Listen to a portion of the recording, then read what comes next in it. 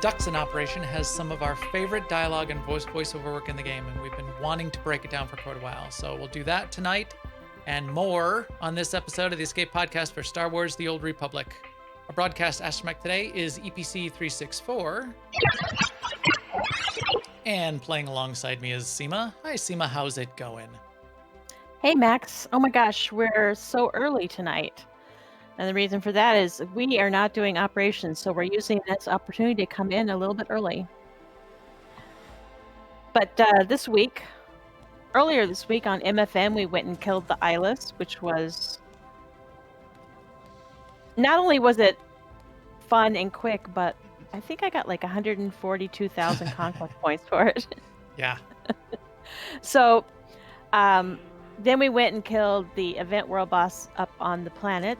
And then we went around doing other shenanigans like killing mobs until I think I changed characters twice, so resulting in 3 characters. I think I made 3 conquest targets on the night of MFN. Yeah, I think I did as well. And then the next day, actually, I went and logged in until I got enough renown so that I could blow that renown one, the one that you get like 125k for, the renown. Yeah. For getting 5 renown ranks, yeah, and I managed to get it on a character that didn't have points already. So, I mean, I feel like that's a win. I did as well, and that put me on, as my 4th character to cap on Tuesday night. That was all done. I was surprised because at the end of Tuesday, I was still only 3 out of 5 ranks of renown. So I had to run around and get some renown to make it tick over. But I was just happy that I ended up doing it on the character that I intended to do it on, because I usually don't. And I've been working a little tiny bit on my project of acquiring pets.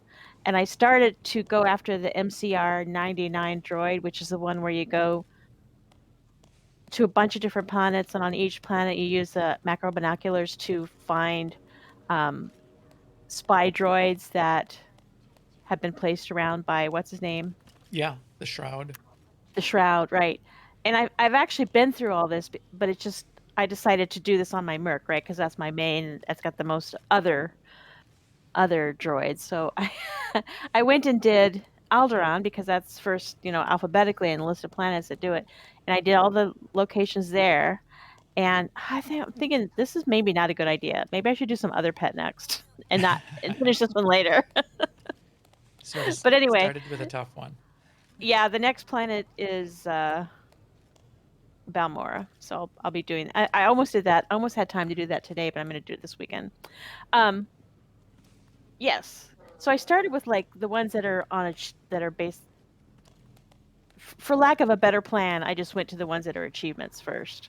I mean, that'll be pretty spotty because like I thought, but it might not be as spotty as doing the ones that are drops, right? Because like I'll never get the one that drops off of Eyeless, for instance.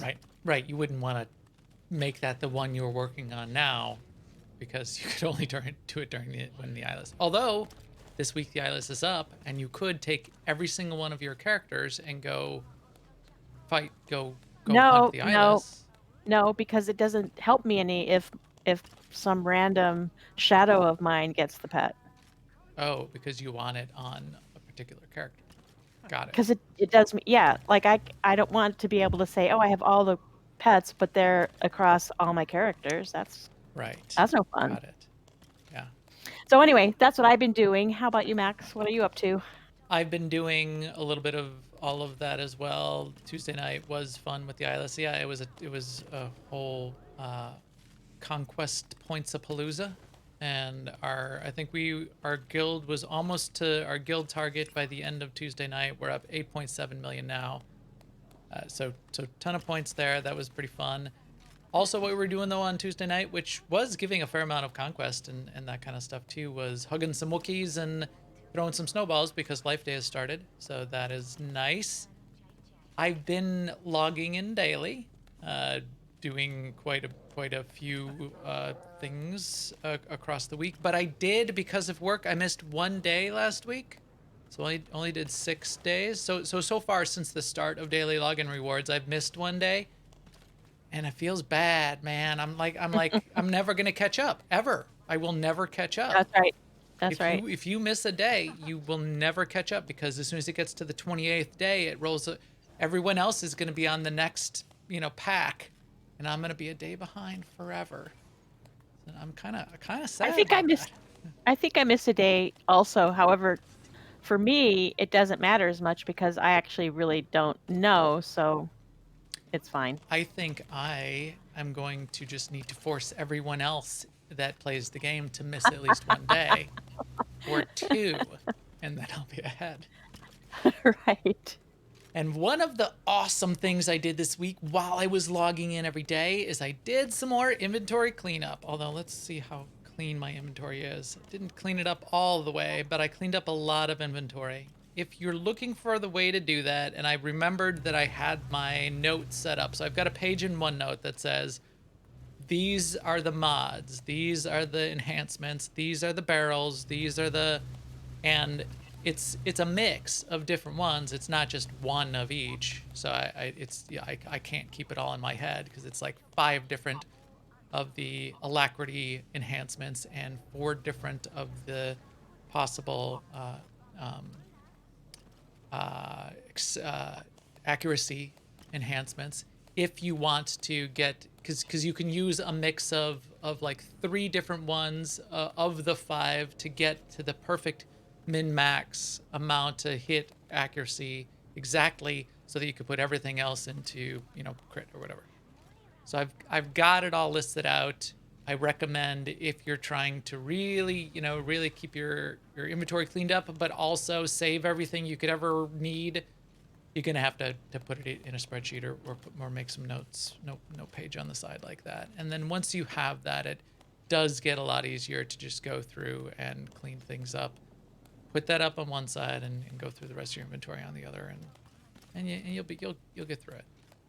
Or Or you can just delete every every armoring, earpiece, implant, enhancement, barrel, hilt, and just look for the few mods that are better than all the other mods. right, but it's that the enhancements are more of the problem. So there's only 5 mods that I care about.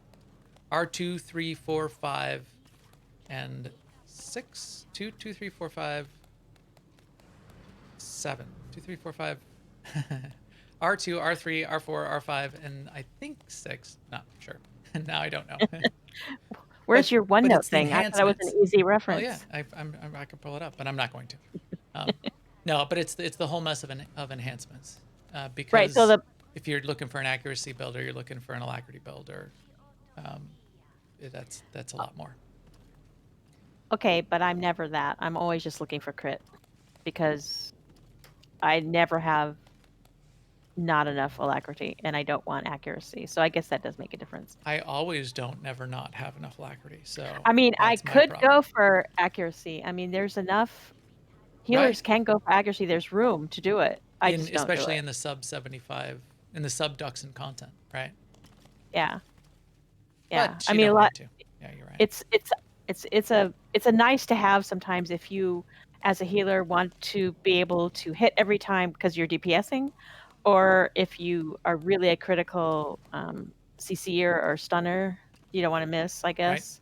Right. But I'm not critical for anything I do, so I don't need the Yes, you are, Seema. accuracy. You're critical for our health and well-being. Yeah. So Okay. the other thing you can do is declare bankruptcy. And just delete it all. I declare. You can't just say it though.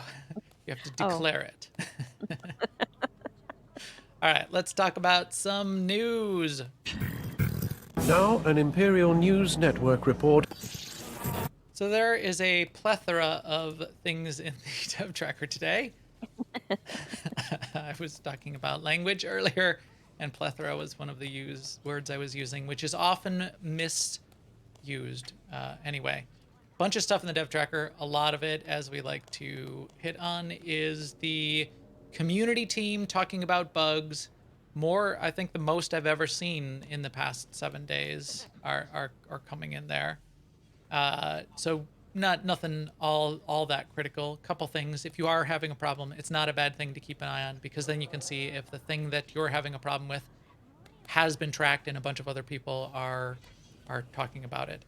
One of the things in particular that did come up, which is news you can use, is that the Wookiees from last year that you hugged do not count towards the new achievement for Wookiees this year for Life Day, which is to hug another 1,500. So if you hugged 700 last year, you still need to hug 1,500 to get the new achievement, and that is by design. So you will not get credit for those 700 from last year. If you hugged them all last year, which I did not, I only hugged about 350. Yeah, so I gotta I outsmarted myself on that one because I did not hug 1,000 last year, thinking that I'll just pace myself and hug a few hundred each year and eventually get to 1,000. But now I'm just gonna get further and further behind.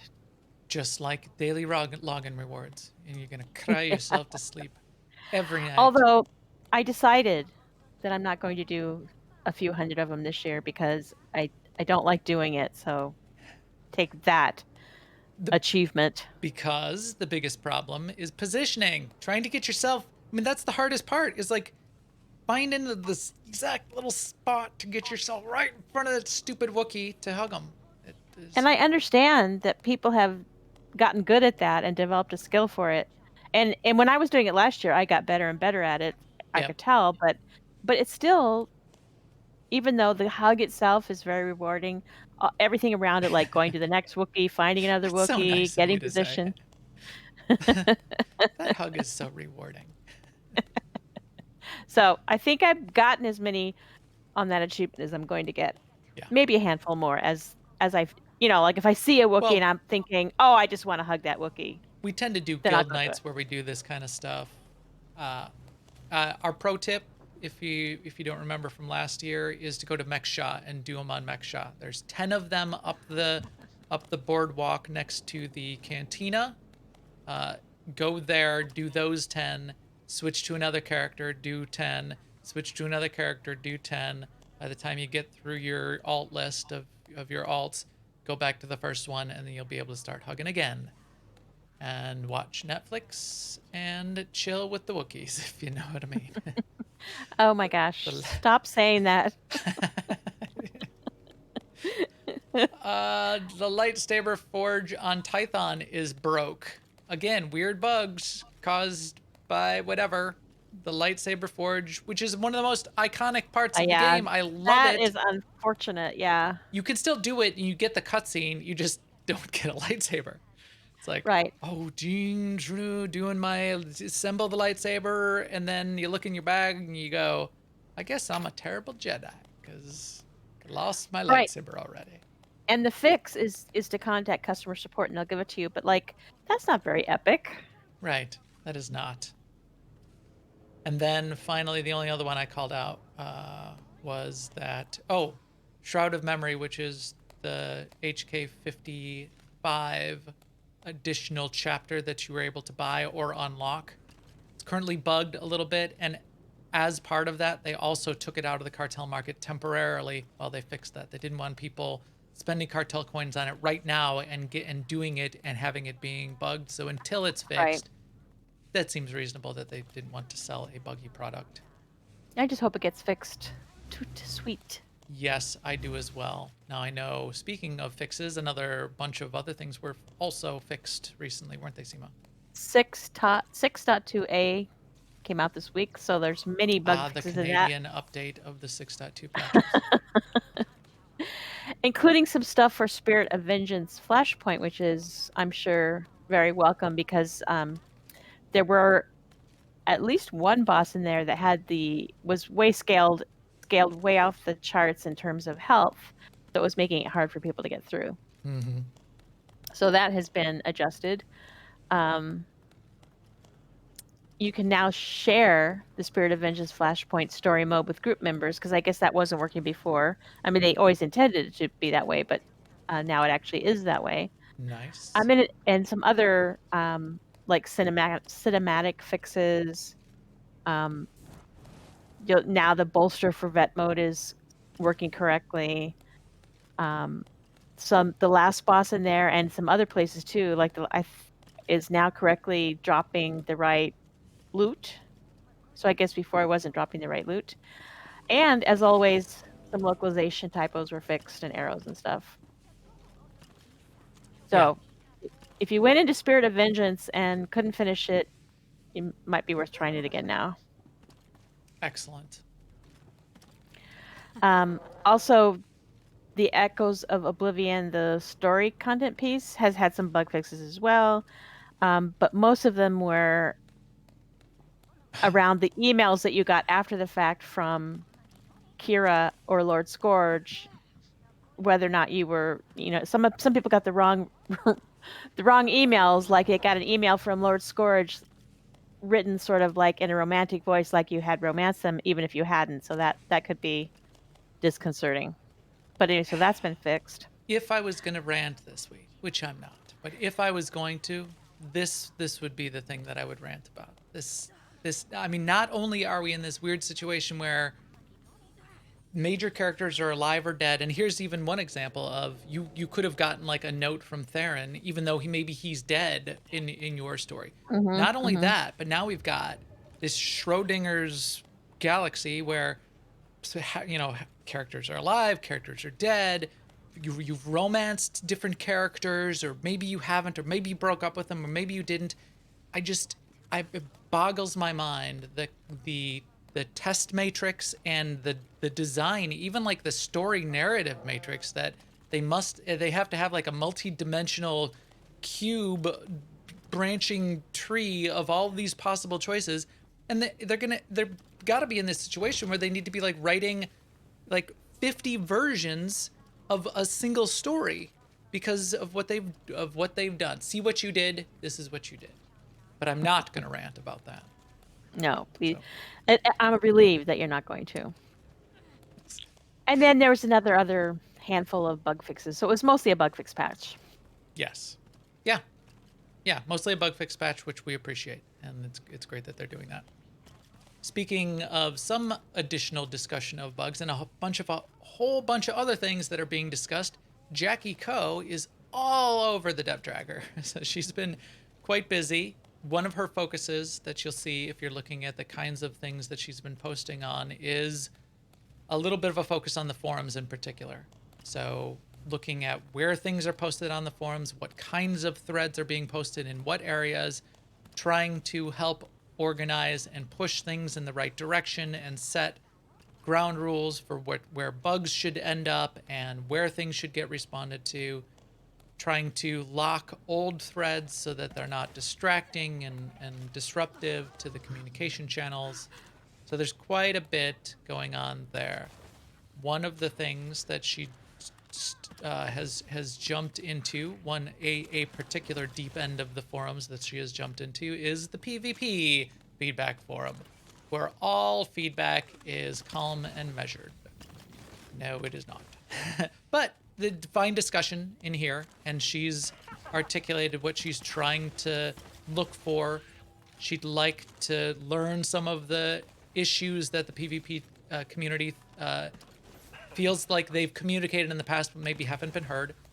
So feel free to jump in there, highlight some of those, provide Jackie some links to some of those older threads.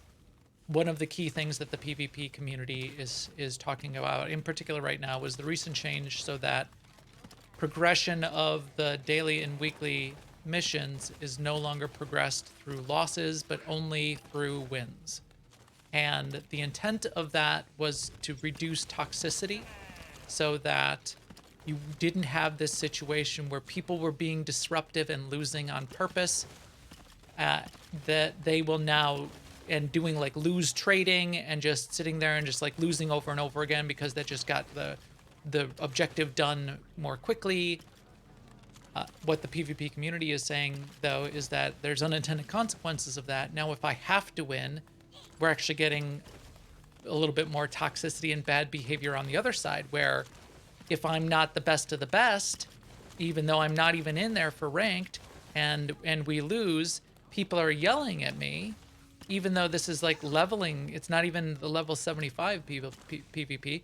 They're yelling at me because they got nothing out of progressing what they're trying to get done for the week, which you could see. You could see people getting frustrated, and you make anybody frustrated, and combine that with the anonymity of the internet, and that's where you get bad attitudes surfaced. You get people like ranting randomly in conversation. So let's have less of that.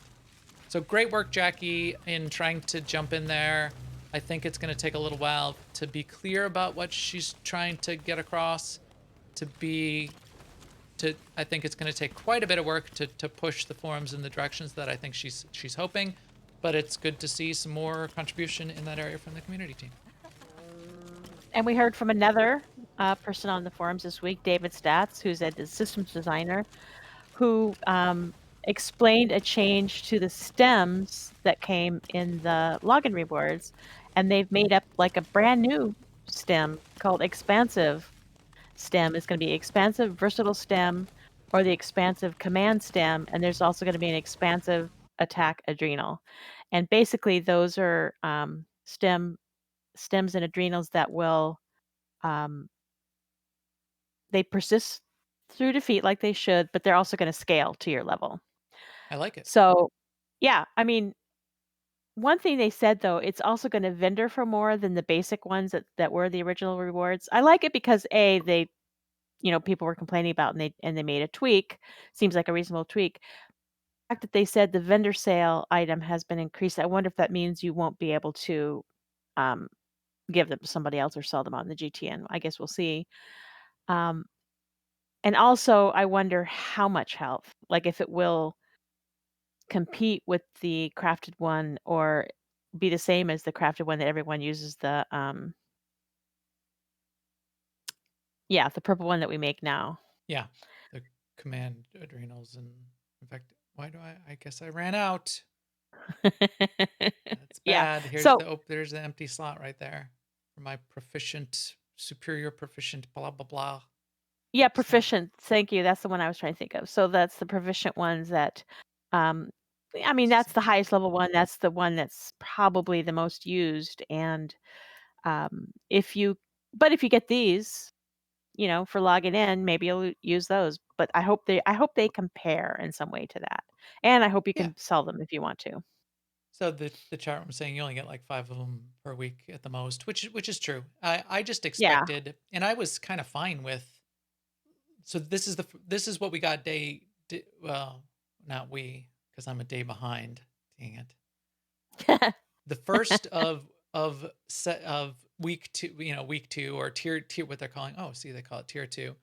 The first day of tier 2, you got these basic command stems. 5 basic command stems bound to legacy that increase presence by 8 for 60 minutes, which is basically junk. That's worthless. Right. Even if you're like level 1, that's completely not useful. However, for daily login rewards, I kind of don't care if some of it's just complete junk. But so just taking some of the stuff that's extra junky and not even like 50 assorted droid parts, that's mildly useful. You can turn that into the crafting material of your choice. Or just put it in your stack. In your stack of thousands. I think I have in my bag right now, I have 9,083 of them, but that's okay. No, wait, the assorted droid parts are the blue ones. I only have 6,831 of those on me right now.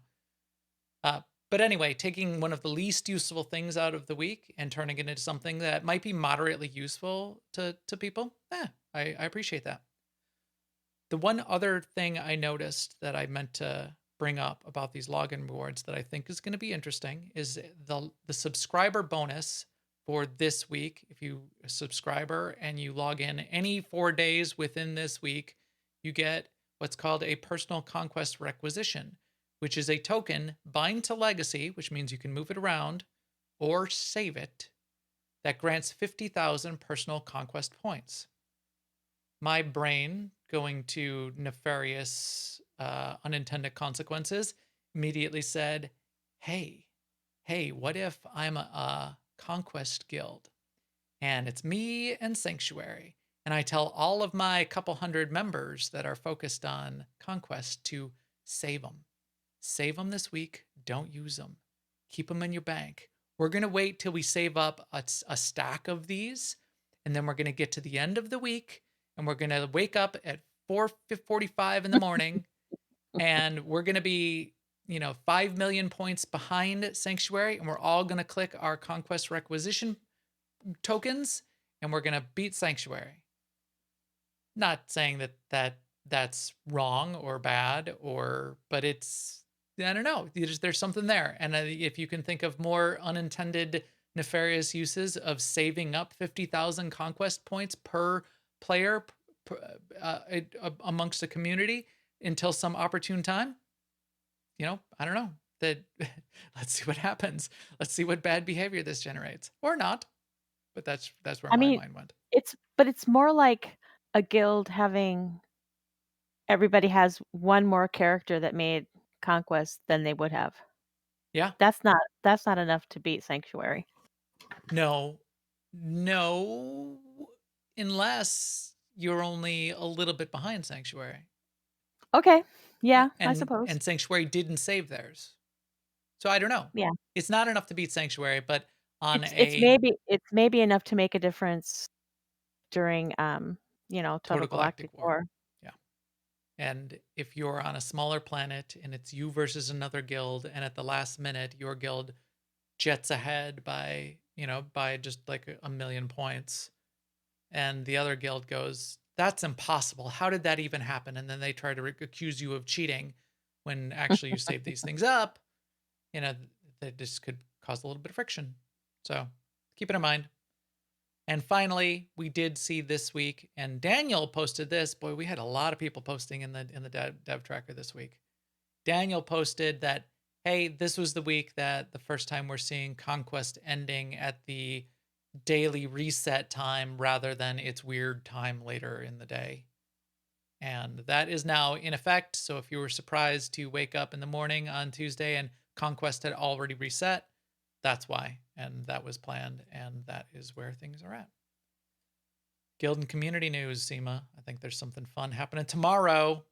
Yep. Mega is tomorrow, December 18th at 9 p.m. Eastern. It's going to be, I think we're going to do a cantina crawl and throw snowballs at Paxton Rawl in all the cantinas, among other things. There's always other things with Mega. It's always Marcus always has like a little agenda of things, so it's fun.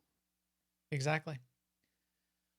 And certainly shout out to the chat room. We've had quite a bit of news this week and had some commentary going on in there reminding us about different bits of it. We really appreciate what you guys do. I see a good crowd in here tonight of at least a couple dozen people hanging out, chatting with us. We always catch up with everyone after the show as well, and we will do that today. However, for the next half hour, we'd like to talk about some of our favorite content in the game and some favorite characters, including one that reminds me of something that little like this. This was a triumph. I'm making a note here. Huge success. If you recognize that voice, that is GLaDOS from the Portal video games. And GLaDOS was an artificial intelligence who was sentient and self-aware and murderous. And I think there was definitely some inspiration from GLaDOS for one of the major characters in the Duxon operation. And that's what we're going to talk about tonight. Not only Arya, the AI, but the other four major characters and all of the incredible and very clever mechanically, all of the dialogue that goes on in Duxon. So I'm going to switch over and mostly be showing video for this part, and then we're going to be playing the audio and commenting on it. The video, you won't need to. The video is just sort of beside the point. So if you're only listening to this in audio, you'll get everything. The video, I just wanted to sync up with it and play as we go to. One of the things which I did not track of my own, but I know someone here posted to YouTube, was the couple minute pre-quest, and then you can come back and turn it in at the end in the post quest, and that's where you first meet a couple of the characters. This is where you meet Major Mirren, the Imperial, who asks you to help out with this problem on the moon of Duxon in this Zerka Corporation facility. One of the things you need to realize is Zerka, in theory, because of bad behavior in a couple of the other story elements that have led up to our existence in the world, in theory was disbanded by the Republic. There's some funny dialogue here, even in this beginning part, where the Zerka The representative CI4 incident. says, yeah, it was disbanded, but we're Zerka Interstellar, a very similar looking and similar staffed with the same people and assets, but a completely different legal entity. So really, and Major Mirren is like, oh, you're diabolical. She's got a Scottish accent a little bit, because Imperials are either British or Scottish accents, so that is fun to listen to her. So Major Mirren is got you connected up with Trey Adelaire. He's the Zerka business lead, and then the other person who you meet up with in this cutscene as well is Dr. Nara Safala, who is the major research scientist. And then you meet one more character when you get to the operation itself, who's part of their team, and his name is Mex Brigham. And Mex Brigham is kind of the tech guy. He's the infrastructure guy, and he's helping figure out what we need to do to break in and shut things down and fix things up. What you learn in the intro cutscene is hey, we thought everything was going good, but we forgot about the fact that if we put a bunch of really big, meaty hunting targets together in a place, that the Trandoshans would want to come and shoot them, because that's what Trandoshans do. And that's what happened. That's the story of Duxon. So it's just a Zerka research facility where they're doing research on like injecting beasts to make them like big and monstrous. And then the Trandoshans going, ooh, this looks like Point Jagnath worthy targets. Let's go get some points for the scorekeeper. And they basically land and invade and shoot up the place so they can shoot. They just want to hunt the cool things. We're sent in to break them up and shut them down and kick them on out of there. And we're hired basically by the Imperial lead here, Major Mirren, and her cool Scottish accent to jump in and do this. So let's get into the actual dialogue, and I'm going to show our video while we're doing it of us running through the operation. You start on the outside, and even as you're landing in, let me grab where's my audio here? Let's play it a little bit. We'll keep playing and stopping it. The dialogue itself throughout the operation, end to end. Where did it go? What did just happen? Did it just crash? Oh, I no. Oh, I thought you were asking me where Oh, I here it is. went. No, here it is. Silly me. Stop it. When I click off of that, it's closing my video. Don't close then. Crazy video. You start on the outside in this jungle area, and Report. Long-range sensors reporting no changes. All signs suggest they've arrived undetected. Any hope we can bypass the security systems? Not without a direct connection to a central terminal. Then we'll need to get creative. so what you hear as you're jumping in is the team is on comms with you and your assault squad, and it's Mex and Dr. Nara Safala and Trey Adelaire and Major Mirren. All four of them are chiming in and coaching you through assaulting the compound, getting the things you need to get this break through the security doors. The very clever thing that you'll notice as we go along, and this I want your thoughts on this, Seema, too, just compared to other games. The most clever part of this that I really appreciated was, if you listen closely to the dialogue as they talk to you, even during the fights, they yell things out. They're basically explaining the fights, explaining the strategy as you're coming up to the bosses, explaining the fights during the fights. It's you don't have to guess, you don't have to discover what's going on. Dr. Safala yells out, "Oh my gosh, is that yeah, that's a pool of hydrochloric acid. You don't want to stand in that. She yells that out literally, and it gives you the clue that, all right, that's here's a boss mechanic that I should pay attention to. Yeah. So what do you think? I don't know many other. I can't think of other MMOs where that level of clever dialogue was sort of built into the event to coach you through it in that way. Yeah. I mean, I've played other games where the trash leading up to a boss will have some of the same mechanics, so that you To learn them teach one you, at a yeah. time. Yeah. But the thing that we get of the voices sort of coaching you along is pretty entertaining. It's also very entertaining, and there's a lot of clever dialogue and interplay and just funny commentary going on that we'll be able to touch on too. So here, let's hit play again. Let's hear what they say next. Report. Long range. Scan for any signs of an IFF transponder. Already on it. Got a faint signal northwest of the holding pens.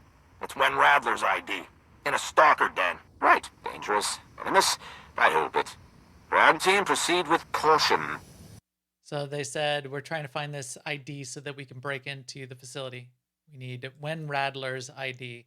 And they've discovered it somewhere. What a curious-looking flower. They've discovered it in one of the stalker dens coming up. But here you just heard... I gotta get a little bit better. What a curious-looking flower. Keep going. Report. What a curious-looking flower. Cynthium derpridic. It's actually a fungus, believe it or not. Take note of its location. It's one of the only countermeasures to toxins found in the local wildlife. So there was another clue. As you're walking up, as you're walking down the path, they're telling you, hey, look at this flower that's lit up blue here that you can click on. Take note of the location. It's better than like a boss write-up. Yeah. Right. Yeah. I mean, very I'm all clever. for being able to give as much information as possible inside the game so you don't have to go to websites. Right. And I think this was a clever way to do it. All right. And now we're up to the first fight, and they talk about it here.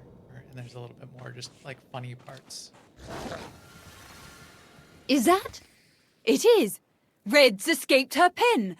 Where's Wen? The one with the venom? Where's the transponder? Inside of Red, as some of us had already suspected. so So the ID badge we're looking for is inside of red. I wonder how it got there. Right. And that continues to be a point of interest to the team and to Major Mirren, who's surprised that the badge still has not been dissolved by this beast. And they talk about that a little bit in just a second. So we have a new problem. The anti-venom is locked inside the facility, and anyone without it, well, they'll end up like Radler. What are our options then? Well, there are Depridic blooms nearby. It's not refined, but inhaling the spores will still block the venom temporarily, though you'd be lucky if that protection lasted a minute. Better than nothing. So they just explained the cooldown on the flowers, Right. and use of them. Really, really clever. Ground team, prepare to engage. Remember, move her plant to plant. They just told the tanks what to do. Don't tell me what to do. Is that what I think it is? Hydrochloric acid! I'd advise not standing in it. Well, that explains expense reports for her pen.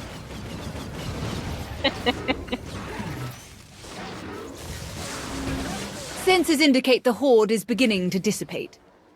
So this is the dialogue. Now you've killed Red, and now they're sort of continuing the conversation afterwards. The horde is the extra ads that were coming up throughout the fight. So they've dissipated. They were responding to Red, what you'll hear her say. They were responding to Red after all. We can contemplate the implications later. Ground team, recover Wen's ID and head to the facility. How exactly did the badge, of all things, survive being eaten? Well, it's quite simple, really. When you understand the environmental hazards of your handlers, you update the materials of their equipment. The badges are virtually indestructible. Just the badges, though. Do you have any idea how expensive those materials are? We do have a fiduciary duty to consider. Oh, I suppose that's fair. So there. There's a bunch of humor injected into this dialogue as well. So clever in what it's communicating.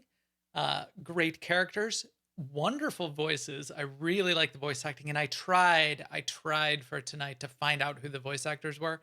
I couldn't get it in time, and it's not anywhere on the interweb nets that I could. Yeah, find. I looked also. But the whole, the badge is indestructible, but just the badge, no like protective equipment for the employees. It's got an expense budget to worry about. Yeah. Stuff's expensive. You kidding? They're Zerka Corporation, and that's how they roll. All right, so then you kill Red. Then you gotta get into the building, and more stuff starts to happen. So let's get to that. And I'll skip the video ahead a little bit as well. We are connected to the system, running a diagnostic now. I'm reading multiple containment failures. So that voice that we're hearing right now is Mex, and I'm quite fond of Mex's voice that they've created there. He's quite fond of the containment, and he third from the left, third Yes. from the right. We're gonna hear that one in just a bit. I just like his voice. I want to do the voice of the next Mex-like character. I'm Mex. I'm the tech guy. I'm gonna help you get through this operation. It happens much more than you'd expect. All right, more from these guys. And then another hint on what you're supposed to be doing as you come into the facility.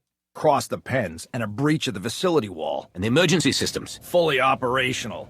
All of our problems are boxed into the pens. We'll need to shut down the coils and reboot the security system manually. Well, that's less than ideal.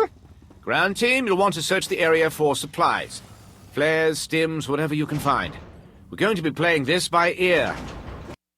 So there you go. The next hint on mechanics of the operation that you're going to need to keep an eye out for. Whatever materials you can find, flares, stims, and here we go. There's the stims right there. There's the flares over here. You need to pick them up. You use them for different parts, especially in the harder modes of Duxon. You need the stims and flares for specific parts of the next two fights. That's sort of the two stages of the gauntlet that you're going through. Here I am injecting myself multiple times. In story mode, you can't kill yourself with the stims, and your friends can't kill you either. They've tried over and over. Yes. More than once, yeah. But the voiceover being clever, explaining both a story and mechanics. So I've said I really like Mex, Seema. Of the four voices that we've heard so far, what's your favorite of the voices? Oh, the circle lady with the Scottish accent by far. I love her. Imperial Major Marin. Yeah. Yeah, Major Marin is it's quite a great accent. Like, Trey says, "Oh, it's quite expensive," and she goes, "Oh, I suppose that's fair." Yeah. Yes. It just sounded so perfect. Yeah. All right, we'll go to the next chunk. Once these doors open, you'll be under constant attack. Your objective is the control room. To reach it, you must disable the coils. Make your way to the secondary generator shed. We'll instruct you as you go. Mechanics. When the doors open, you're going to be under constant attack. This is the fight. This is an explanation of the fight. We will instruct you as we go. Keep an ear out. We're going to give you more tips for how to get through this. It's good. Listen carefully. Find a backup generator control terminal. Set it to secondary power load test. Here's one of my favorite parts. Next, along the opposite wall, you'll see a series of 5 breaker boxes. Open the 4th box. Now, cut the 3rd wire. Go. Stop! Third from the right! Any other surprises, Mex? Both of those lines so well. So here we are. We're in the control room. You click on the first console, then you need to go to this breaker box, then you click on it, and every time Max yells at you because you did it wrong. And I usually do it for our group, and apparently I could just never get it right. Third from the right. And then Trey says, any other surprises, Mex? So that's what Sten always says to me then is, any other surprises, Max? Which I think is hilarious as well. So we're in the control room now. More of this. Last, go to the shield control console. Shut down the B-pens and hold on to something. Because then the room blows up. Critical alert. Power overload. BC pens secondary generator. Rerouting to... Error. Unknown grid failure. C pens. Told you it would work. So that voice that we just heard there is who, Seema? Arya. Arya, the artificial intelligence. The first, the outside, and a lot of this instance definitely has references to Jurassic Park. You certainly get that feeling. Red is a direct reference to Jurassic Park. So they practically say clever girl and all of that kind of thing. Arya, and what a lot of what we hear in the interior part of the operation is in my mind a nice little nod to GLaDOS and the Portal game. I agree. It definitely doesn't resolve in the same way, and in fact I was brainstorming about that a little bit, what they could have done during the last fight for you to actually, well we'll get to that, and I'll talk about what my brainstorm was there. But they're not trying to copy the story from other places. No, it's an homage. Was quite well done.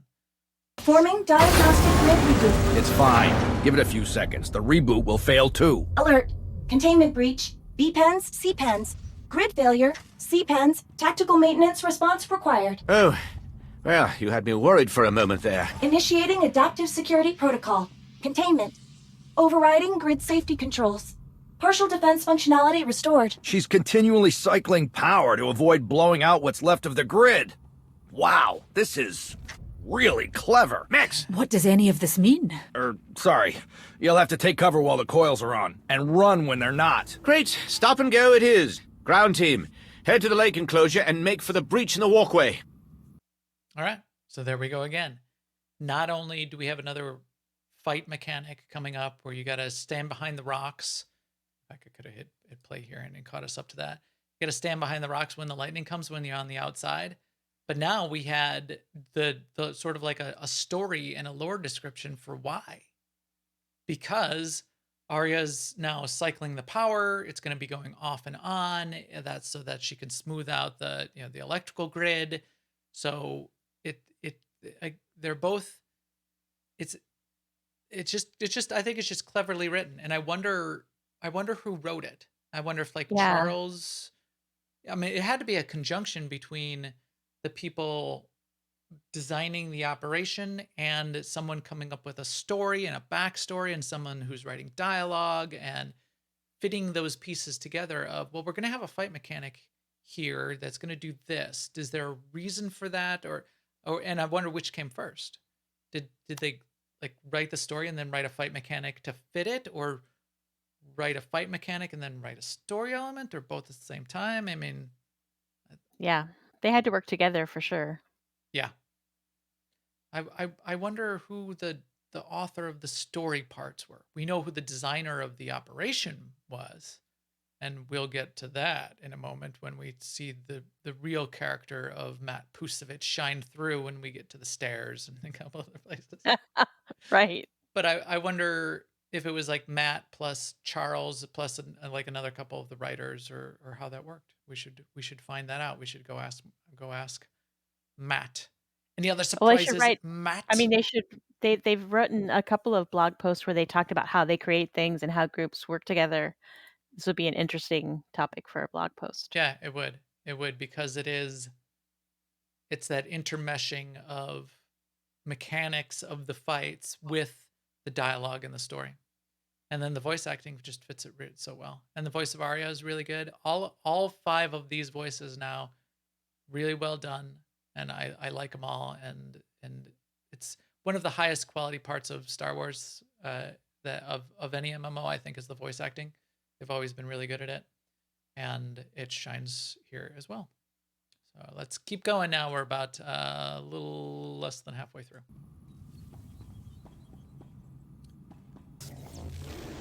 Quickly, get everyone in and close the walkway door. So that's right where we are in the video here. We gotta run in and tell them what to do. Excellent. We're in the clear. Access the control room console with Radler's ID card. Here I am accessing console. Quite the nasty lot gathering out there. That's the ads that are lining up. Unknown outside the failure. pens. Holding pen's power. Just hold on. It'll reboot. Thanks, Max. Power restored. Scanning. Alert. Unauthorized life forms detected in control room. Initiating Warden protocol. This is where she starts up the robots as ads. At least the shield is holding. Unknown failure. Holding pen's power. Max, why? The droids are down. Use the console. Less in the fight. The ARIA processor core is no longer actually on fire. Attempting recalibration. Error. The ARIA processor core power module is damaged. You can't be serious. Don't. The ARIA processor core is no longer actually on fire. That's another, that attitude, the cheery attitude of, just people dying and things being on fire. Just that's a great nod to GLaDOS as well. So that was the end of the gauntlet fight. You disable the droids, and now you're clearing out some of the Trandoshans, and this is the explanation for why you need to take that battery. So you kill the ads, you need to take that battery from the first floor and bring it up to the second floor. That's what they're talking about right now. And again, a little just funny dialogue, especially from Mex here when he talks about, yeah, this happens all the time. It's more common than you think. It's barely a problem, barely an inconvenience. as a good hacker tech dude would of course say. Worry. This actually happens more often than you'd think. We've got a cache of spare modules downstairs. Isn't that problematic for productivity? You get used to it. Max, if the processor core was on fire, then how is Aria still operational at all? She must have distributed herself across the network devices somehow. That's impossible. There's nowhere near enough power in what's left out here to support a system that complex. Well, maybe not out here, but what if she's using the sequencers in the lab? No, we never created anything remotely resembling hardware adaptation. Well, Max, if what's objectively true is theoretically impossible, then it's time for a new theory. I thought that was a really good quote, a really good piece of dialogue. If what's objectively true is theoretically impossible, then maybe it's time for a new theory. Yes. I like that. Whoever wrote that was a clever line. Well done. All right, so now we're inside the facility, and we are trying to find a way to get it. We put the battery in, we get further into the facility, and then more bad things happen, which is the mutagen, which is the bioengineering that they've been injecting into beasts to make them big and massive and nasty and monstrous. They realize that some of this mutagen has broken open, and there might be some other infections of the mutagen going in places where they didn't expect. Report. Long-range sensor. Dang it. I just skipped backwards. Hold on just a sec. Find out. Get back to where we were. I hit the wrong button. Hit play in Audacity. Reinitializing primary systems. Success. I do hope the research is still intact. Alert. A mandatory evacuation order has been issued for the holding pens. Please flee the area at your earliest convenience. Alert. The Evolutionary Warfare Laboratory is experiencing a security irregularity. Please flee the area at your earliest convenience. Involving Security irregularity. Security irregularity. Let's hear what the security irregularity is. unauthorized personnel, blaster fire, and a confidential material containment malfunction. Danger. Immediate quarantine protocols are required. Quarantine? Aria, mutagen status! Hello, Dr. Safala. I love that Dr. Safala voice acting there. Just the emotion. Aria, mutagen status. She really sold it there. I really like that.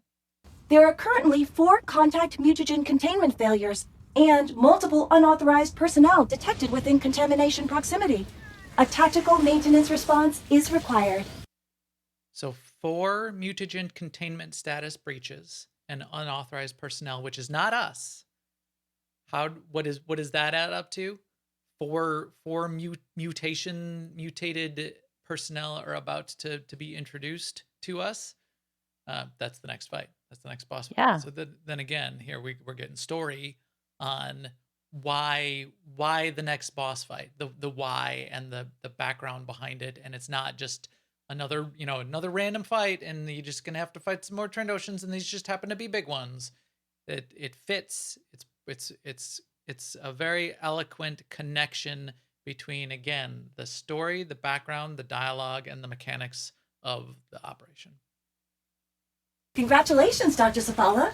The specimen has successfully integrated with the Kronos mutagen. Specimen? What Oh no, it can't be. I'd never even considered using Trandoshan genetic material before. All that time wasted. Nara, I think you may be missing the big picture. Ground team, we need you in the labs as soon as possible. Is this something to be concerned about? Our containment problem just learned to pilot a ship. And if we don't stop it now, we may not get another chance. Our containment problem just learned to pilot a ship. I wish I could be a voice actor someday. I'd have to go to voice acting school. And I think you'd be great at it. first, I need to finish my degree from Clown College, and I just it's taken me a few years. There! That's Dr. Dellard's ID. That should allow you to clear the gas and enter the interior lab. So that's what we've been searching for in this outside area. That's why you have to click on each of the corpses, because you're trying to get that ID so that you can clear the gas and get into the next lab. The next lab where the containment breach has infected 4 Trandoshans, which are the 4 big, giant, mutated Trandoshans that we fight in the third from the last fight in the operation, which is kind of cool. And it gave them superpowers, too. Right, which is sort of the point of what they're trying to do. They're trying to create super weapons. Yeah. And these Trandoshans became super weapons. So if you were paying attention, you wondered why they were big. They sort of looked Kephas-y after you'd like Kephas in Terror from Beyond, and you might have been thinking, well, did they just get the Kephas treatment? No, they got their own thing going on, and it's specific to what's going on here, which that makes sense. Oh, here's the video of me. As soon as I jump down to the Trandoshans, I always jump into the electrical. If you jump over the railing that's just to the right into the electrical field around the machinery, sometimes you'll get killed. It's a random amount of damage. Sometimes you'll get killed. Sometimes you'll survive. If you're not careful, it also knocks you back out. It gives you a little bit of a knockback. If you're not careful, you'll get knocked into the Trandoshans and start the fight. I've never done that. Transport request acknowledged. Your transport will arrive in 6 minutes.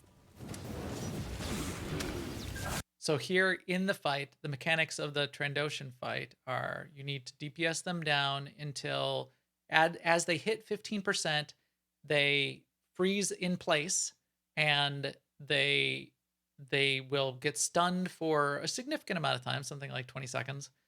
And if they're in front of the train and you've called the train and you told Arya you need a train and they get hit by the train within that window, then they're dead. And that's the only way to kill them. If you don't, then they heal back to full. You're also hearing in this, you'll hear a little bit of the dialogue of Dr. Mirren, or Dr. no, Mirren is, Major Mirren is the Imperial, Dr. Safala, explaining what happens if you don't kill them in time and why you need to kill them with the train. And you'll also hear Arya as she calls the train and she malfunctions, and it's sort of like clever AI malfunctioning dialogue that I like this part. Update. Oh, why isn't Transport that will thing be arriving dying? in error The minutes. mutagens augmented the Trandoshan The train is now regenerative arrived. The train factor. is now Does that mean departing. they're Please stand immortal? clear. No, of course not. Inflict a massive enough trauma all at once, and it will definitely die. Just be mindful that if you fail, it will be a lot stronger when it recovers.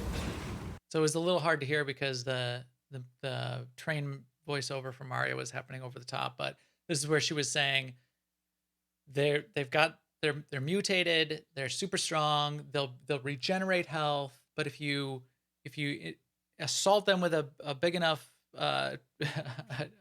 what did she say, massive trauma, then they'll die, which is hit them by the train.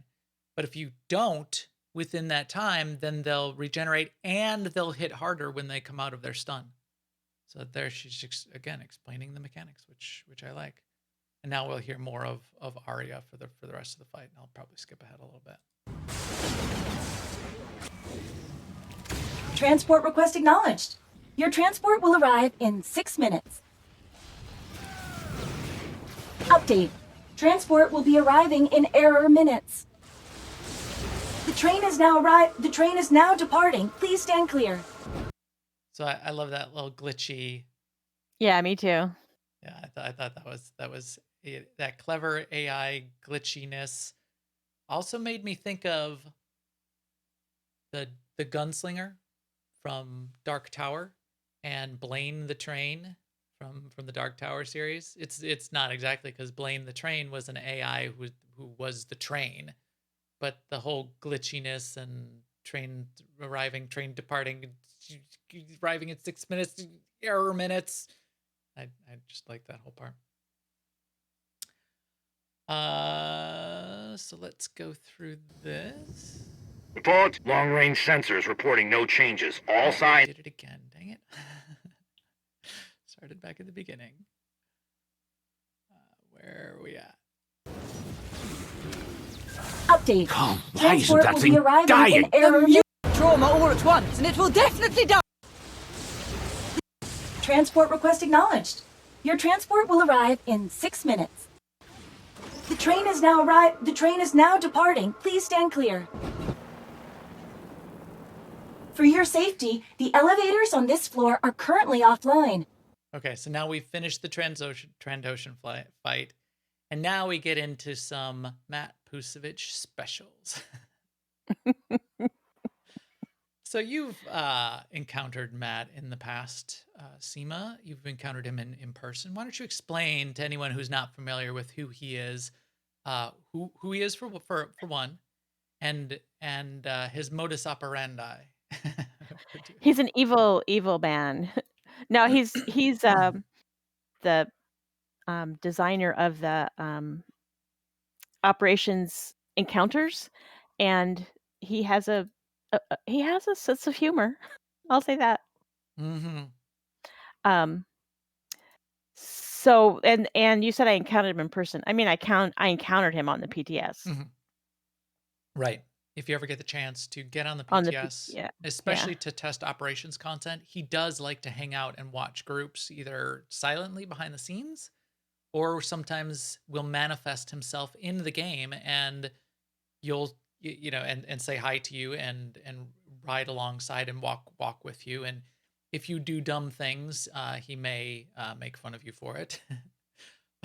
But here, as you can see, as Arya just said, the elevator is broken down, and now you can see our group here running up the stairs. This was something that I know. This is Matt's, the stink of Matt all over it.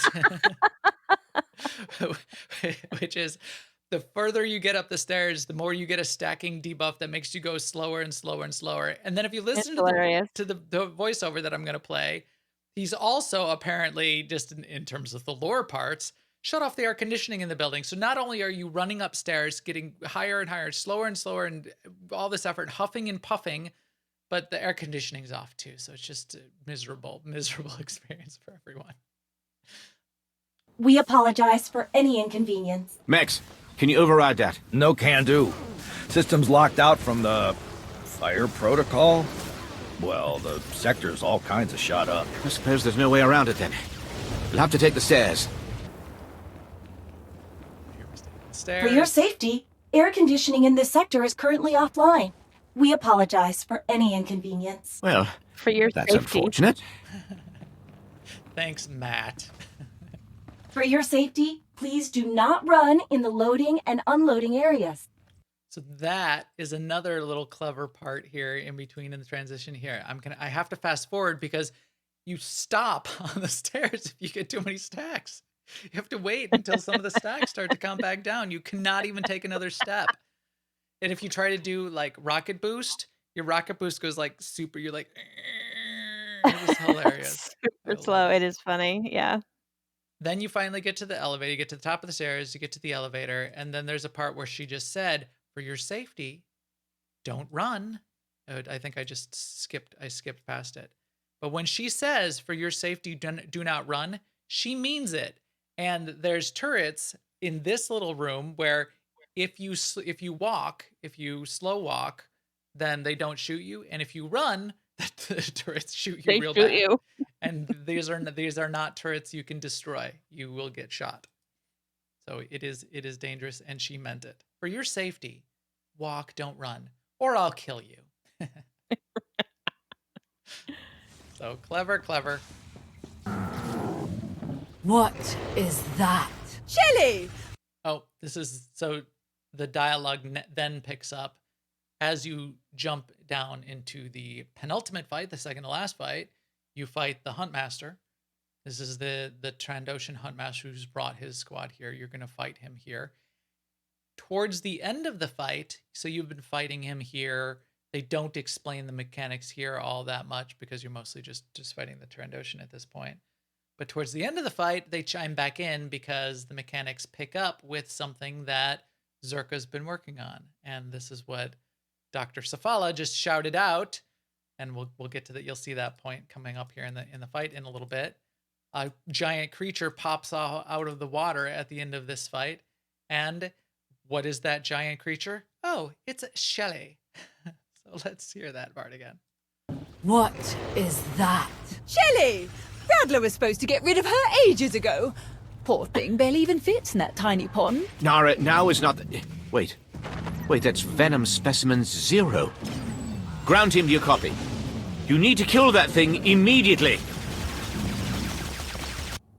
So not only is this a... Zerka Interstellar. Ooh, now we're getting to the last fight. Not only is this a specimen that they've been working on, but it's the specimen that they use to create the deadly venom that they're using in parts of their experiments. So if you do not kill this quickly enough, then your whole group wipes because it's spraying venom all over the place. And it's called Shelleigh, and they of course call her Shelley, the crab monster that lives in the little lake. We do love this little lake. This little pond here in the corner of this room is the deepest water in all of the game. If you stand in it and don't die, because you can also die standing in it, but if you stand in it, it will go, you can stand in the bottom and the water's over your head. It's the only place in the whole game where the water is above your knees, which is kind of fun. All right, and then we get to the final fight, and the whole final fight, as you fight the Apex Vanguard, is a sales pitch and sales demonstration. And Arya gives you the sales pitch. And this is also very clever. You're also getting tips on the fight and the mechanics from the rest of the squad. While that's happening, Arya is highlighting the boss mechanics as the sales pitch for why this is it's just an awesome product. So this again, well played, well acted, and good dialogue. So let's hear it. Is proud to introduce the latest iteration of our legendary Apex Vanguard. Our evolutionary combat adaptation system performs real-time analysis of environmental challenges to deliver the ultimate predator. This model features our peak performance amplifier, which dramatically enhances effectiveness right from the get-go.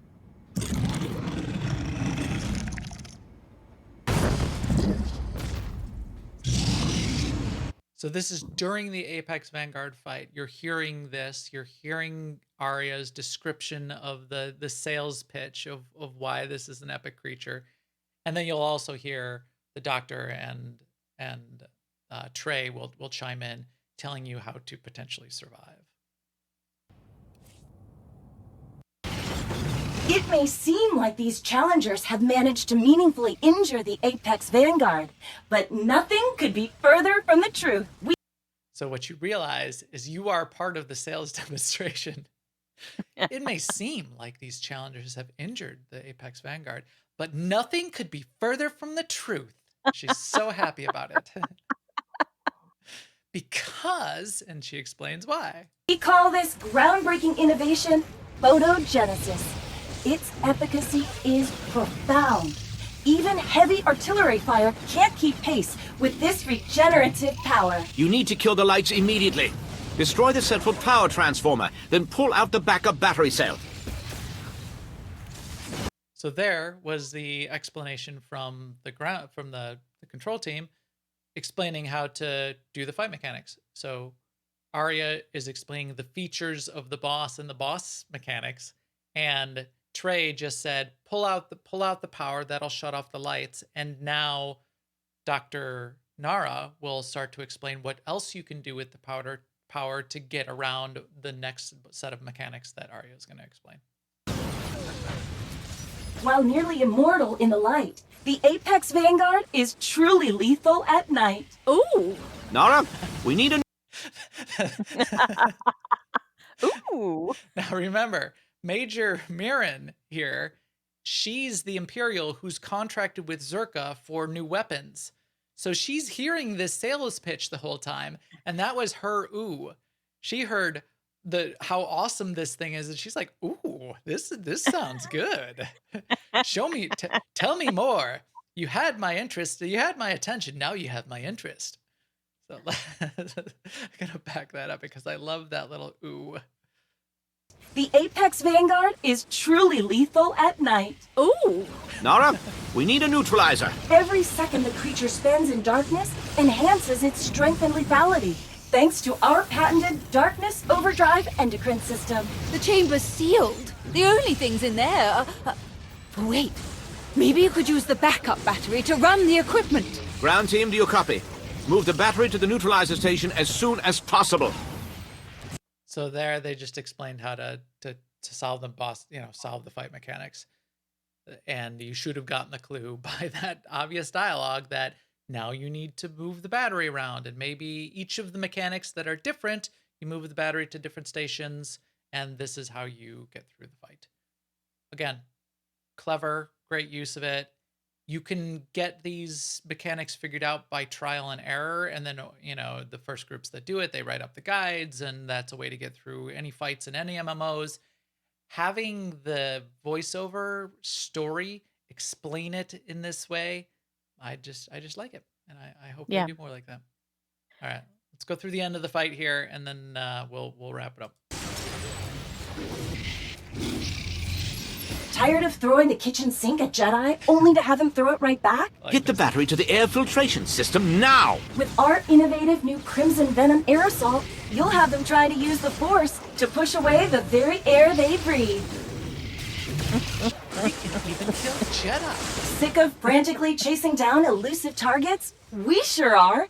That's why every Apex Vanguard comes equipped with state-of-the-art, multi-target guided missile batteries. The disruptor pulse will break that target lock, but it will completely drain the battery.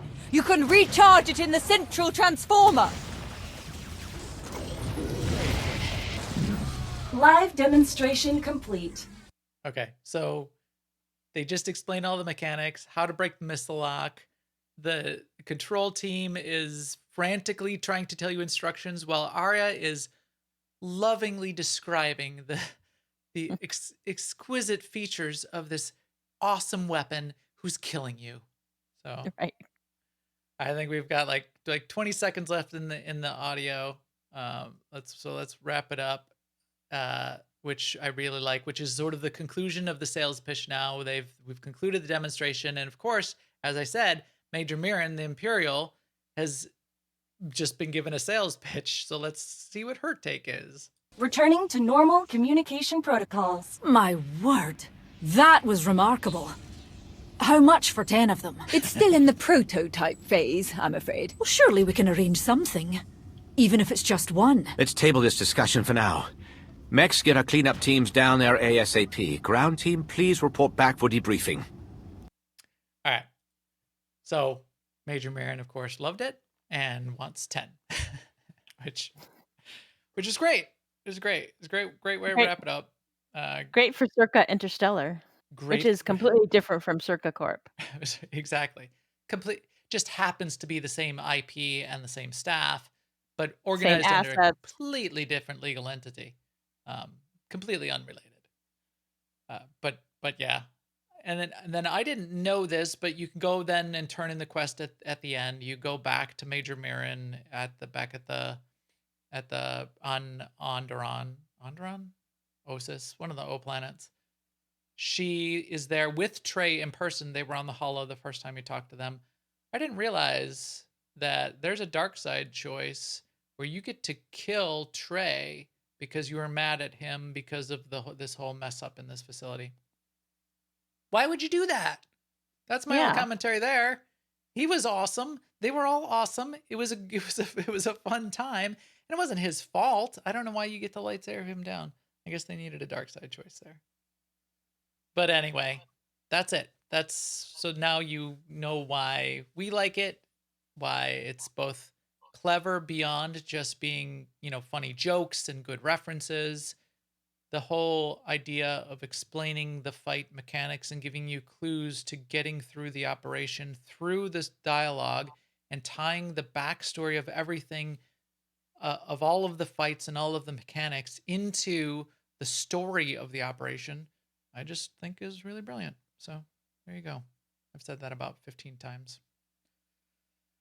So Yeah. I just want to add too, I really like the fights in here. They're the kind of fights I dig, which are they have mechanics that are of a certain degree of complexity, but and they're threatening, like you could lose because of them, but once you learn them, they're repeatable. It doesn't have that random feeling like, oh, I hope we beat it this time, And yeah, that's what I like.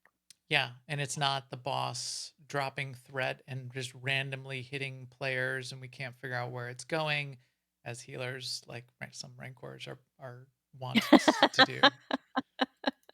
Yes. It's understandable mechanics, and they're very tight, deep, especially in the harder modes. Tight windows on executing the mechanics and tight windows on the DPS of the Trandoshans. You need to be DPSing them down at the appropriate speed so that you can get in front of the train. You need them positioned well. Little bit of randomness as to when they do some of their abilities, but you know what they're going to do and you know that they might do it. Yeah, so good fights as well. Yeah, for the most part in those fights too, it's like everybody working together to do stuff. That I would say the only exception is the very last fight. A lot of the responsibility falls to the one person who's carrying the battery around. Right. The person who's carrying the bat around, and then the tank just has the tank job of the positioning and running Right. around. Me as a DPS, and maybe that's different in some of the master modes. I think there might be a strat where you're switching people who are carrying the battery. Yes, that could Oh, be. look here, my inventory was completely full. I couldn't loot the boss. Wow. Imagine that. And remember, when your inventory gets completely full, you can't even use the deconstruct. That's right. You can't deconstruct in order to you have to actually throw something away Yes. or pull out a Revan statue and vendor it in order to make room so you can deconstruct to make room so that you can take the loot. Not that I've ever, why would I know that? Yeah. All right, I promised the chat room that this would not go past 11 p.m. Central and that it would not be an extra long podcast tonight, and I lied. It is now past 11 p.m. Central, and this has gone at least an hour and 15 minutes. So with that, we will kick our EPC 364 droid out an airlock, get this podcast out to everyone as quick as we can. Thanks, everybody, for joining us. To follow when we're going to be doing a podcast, especially these last couple weeks of 2020. We will probably have a week off, but we will still do an end of year show, not on our usual schedule, because I believe that's Christmas Eve and New Year's Eve. So we'll throw in an end of year show, and then in the first week in January sometime, we'll throw in our usual year kickoff and predictions show. Keep an eye out for those. You can find out when those will be either by watching our guild Discord, coming and asking me at Mega tomorrow night, or following us on Twitter. My feed is @MaxTheGray, and that's where I put the news out of when we'll have the podcasts. Also, if you know any cool people that should be playing the game with us, that's what we're trying to make happen here. Come find us at aie-guild.org. We play on Starforge. On our guild website, aie-guild.org, you can find our guild Discord. You can jump into our SWTOR channel, ask for us for a guild invite. We'll get you in Imperial or Republic side. We've got guilds on both, events on both, and we would love to have you. And with that, we will talk to you soon. Later, everyone.